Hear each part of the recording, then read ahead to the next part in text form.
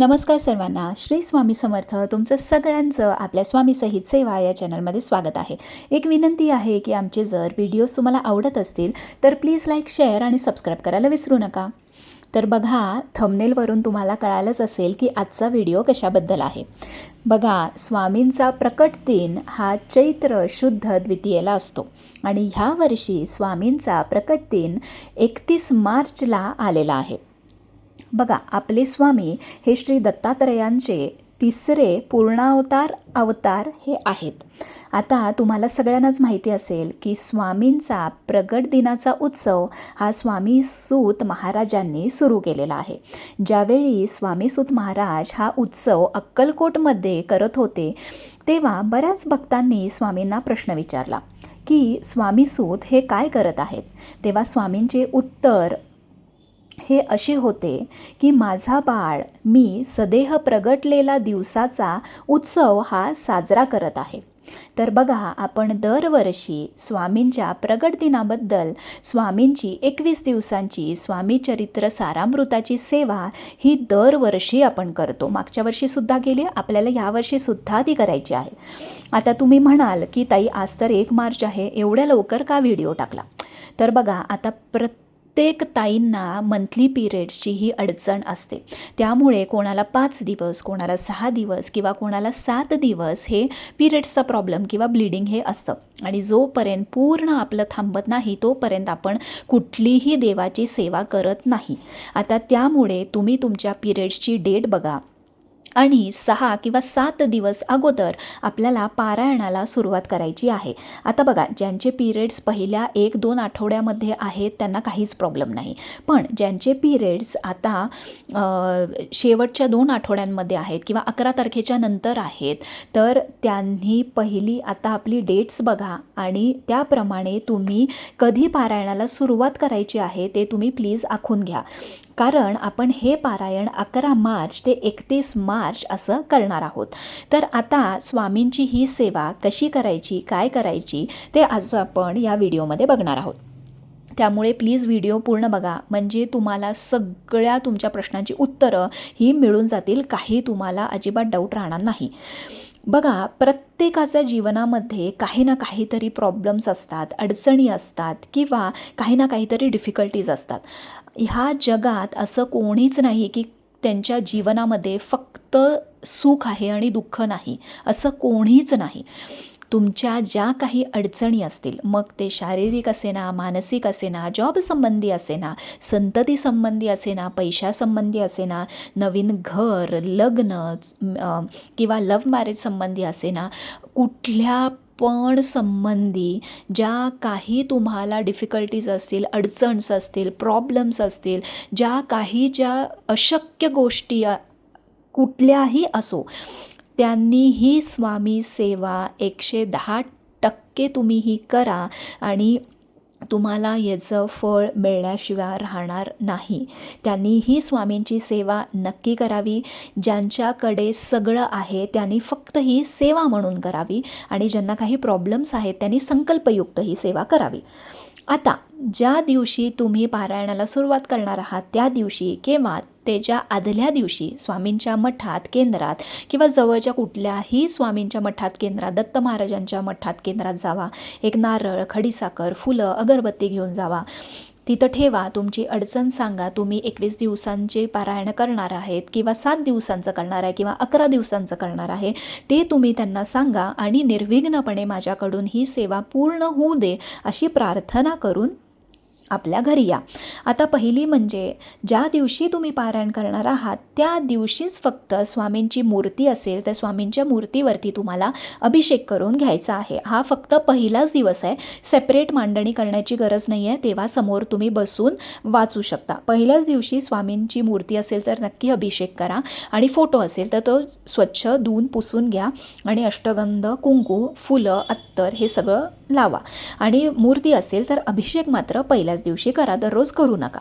आणि नंतर तुम्हाला संकल्प करायचा आहे. आता तुमची काहीही अडचण असेल, प्रॉब्लेम असेल, तुम्ही विशिष्ट एका कारणासाठी करणार असाल तर उजव्या हातामध्ये पाणी, अक्षता फुलं, हळद कुंकू असं तुम्हाला घ्यायचं आहे आणि त्याच्यानंतर तुमचं पूर्ण नाव, गोत्र, तुम्ही कुठे राहता आणि ही सेवा संकल्पयुक्त तुम्ही कशासाठी आणि किती दिवसांची करणार आहे हे आपल्याला स्वामींना सांगायचं आहे. फक्त तुम्ही त्याच्यामध्ये अखंड शब्द हा वापरायचा नाही आहे, कारण एक दिवस मिस झालं किंवा काही प्रॉब्लेम आला, सकाळी नाही वाचू शकलो, संध्याकाळी वाचू शकलो, एक दिवसाचा गॅप पडला तर तो संकल्प अर्धवट राहतो. त्यामुळे मी 21 दिवसांची प्रगट दिनापर्यंत स्वामींची एवढी सेवा करणार आहे, ती निर्विघ्नपणे माझ्याकडून करून घ्या, असा फक्त आपण संकल्प करायचा आहे. त्याच्यानंतर तुम्हाला वाचनाला सुरुवात करायची. आता नियम आणि अटी काय आहेत तर बघा, जेव्हा आपण 21 दिवसांचे संकल्पयुक्त पारायण करतो तेव्हा तुम्ही 21 करा किंवा 7-7 पारायण असं 3 दिवसांचं करा किंवा 11 दिवसांचं करा किंवा आपण जशी नित्यसेवा करतो तशी दिवसाला 3-3 अध्याय वाचून करा. कारण बघा, सगळ्यांना जॉब आहे, आपापल्या गोष्टी आहेत, मुलं बाळं आहेत, त्यामुळे तुम्हाला जशी सेवा जमते, जसं तुम्हाला टाईम असेल तसं करा. बघा, 21 दिवसांमध्ये आपण स्वामींची सेवा ही करण्याचा आपण एक अनुष्ठान आपण घातलं पाहिजे की 21 दिवसांमध्ये कुठली ना कुठली किंवा काही ना काहीतरी आपण स्वामी सेवा ही नक्की करा. आता नियम अटी म्हणजे काय तर 21 दिवस आपल्याला नॉनव्हेज खायचं नाही आहे, अंड नाही, दारू नाही, सिगरेट नाही, तंबाखू नाही, काहीही नाही. ब्रह्मचर्याचं पालन करण्याची गरज नाही आहे. अंडी खाऊ नका, परान्न ह्याच्यामध्ये वर्ज्य आहे, कारण बघा बाहेरच्या अन्नामधून आपल्याला त्याची बाधा होऊ शकते, त्यामुळे परान्न वर्ज्य आहे. पण जे आता बाहेर हॉस्टेलमध्ये राहतात किंवा वर्किंग PGमध्ये राहतात किंवा बाहेर एकटे राहून जे काम करतात की ज्यांना बाहेरचा मेसचा डबा आहे, त्यांनी काही नाही, त्यांनी 3 वेळा गायत्री मंत्र म्हणा, स्वामींचा जप करा 1 मिनटभर आणि त्याच्यानंतर तुम्ही ते जेवण किंवा काही जे पदार्थ आहे ते तुम्ही ग्रहण करू शकता. बघा, प्रेमाने, श्रद्धेने आणि 100% काही मनात न ठेवता स्वामींची सेवा करणं हेच आपलं मेन ध्येय पाहिजे. आणि बघा, असे कोणीच नाही की ज्यांची इच्छा ही स्वामी चरित्र सारामृताचं वाचून ही पूर्ण झाली नाही. आता हे तुमच्या कर्मावर पण अवलंबून असतं, पण मी तुम्हाला सांगते, मी ह्या पोथीला लाईफलाईन म्हणते आणि या पोथीने माझं जीवन खरंच बदलून टाकलेलं आहे. जिथे जिथे किंवा ज्या घरात ही पोथी असेल किंवा ज्या घरात या पोथीचे वाचन होते तिथे कशाचीच कमी पडत नाही. स्वामी आपल्याला भरपूर संकट देतात. मी 100% म्हणत नाही, मी 1,00,000% सांगते तुम्हाला की स्वामी आपल्याला 1,00,000% संकट देतात, पण तेवढंच दुःख सारून ते सुख पण तेवढ्याच दुपटीने आपल्याला देतात. तर आता तुम्हाला एकाच बैठकीत पारायण करायचे असेल तर अतिउत्तम, झाले तर नक्की करा. होत नसेल तर काही कारणानिमित्त तुम्हाला उठावं लागलं, घरी सासू सासरे आहेत, एजेड पर्सन्स आहेत किंवा मुलं बाळं आहेत, तर तुम्ही थोडं करून थोड्या टायमामध्ये हे पारायण पूर्ण करू शकता. अजिबात घाबरायची गरज नाही. असं नियम अटी एकदम करायलाच पाहिजे, एकदम बँग ऑन करायला पाहिजे असं काहीही नाही.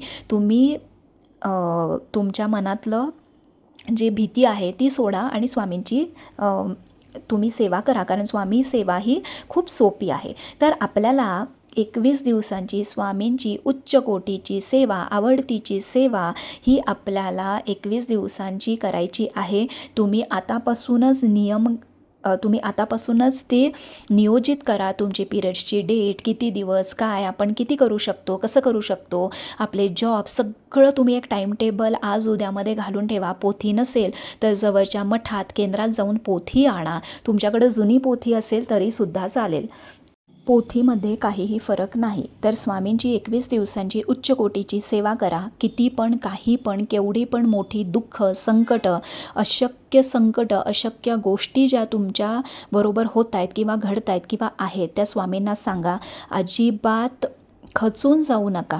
स्वामी सेवा मात्र सोडू नका. महाराज तुमच्यावर कृपा ही नक्की करतील. स्वामी सेवा ही खूप सोपी पण तेवढीच प्रभावी सेवा आहे, हे विसरू नका. आणि ज्यांना कोणाला हे करणं शक्य होत नाही त्यांनी 21 दिवसांची स्वामींची तारक मंत्राची सेवा किंवा 11 माळी श्री स्वामी समर्थ ह्या सेवा तुम्ही नक्की करू शकता. तर सुद्धा या सेवेला लागणार आहे. फक्त मी माहेरी आलेली आहे आणि आता परत सासरी जाणार आहे. परत मला माहेरी यायचं आहे. थोडी कामं चालू आहेत, त्यामुळे अपडाऊन माझं होत आहे. त्यामुळं मी कसं काय करू शकते हे सुद्धा मी आत्ता माझंसुद्धा नियोजन चालू आहे आणि अक्कलकोटला जायचं आहे. ते आता कधी होतं आहे हे बघूया. तर स्वामी सेवा ही मात्र आपल्याला या महिन्यात करायची आहे. तर काही प्रश्न असतील तर कमेंट बॉक्समध्ये नक्की विचारा. श्री स्वामी समर्थ.